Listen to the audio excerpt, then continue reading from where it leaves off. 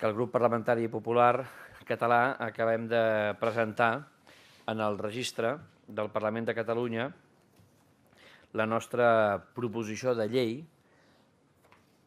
en relació a l'impost de successions i donacions,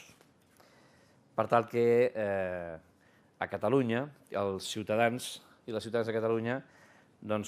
no continuïn pagant injustament un impost que al nostre entendre ja no haurien de pagar,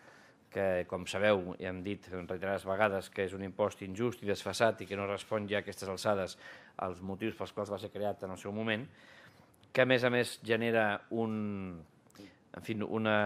efecte discriminatori important sobre la nostra ciutadania, atès que en la resta de comunitats autònomes, especialment, òbviament, en aquelles que governa el Partit Popular, aquest impost ja no grava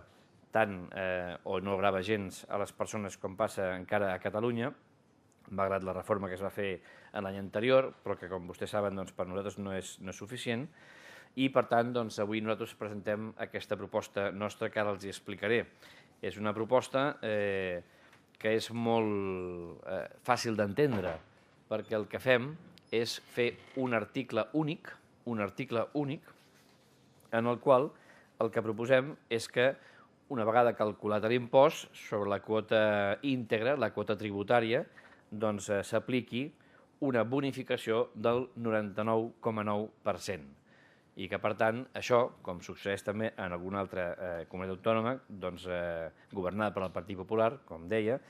deixi de ser un gravamen per als ciutadans de Catalunya. Referit això als parents de primer i segon grau, és a dir, cònjuges i fills.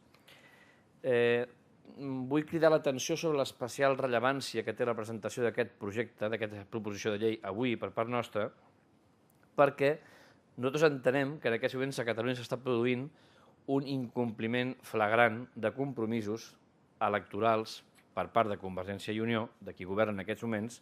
atès que aquesta és una promesa que en el seu moment no només ha defensat el Partit Popular, que ve fent-ho des de fa molts anys. El Partit Popular de Catalunya, aquí, en aquest Parlament, ve defensant aquesta pràctica eliminació o supressió de l'impost de successions i donacions des de l'any 99. Ho ha defensat en diferents ocasions en aquest Parlament. Hem presentat diferents iniciatives i mai han prosperat, però en l'última legislatura, com vostès saben, Convergència i Unió també es va afegir precisament en aquesta voluntat de suprimir aquest impost.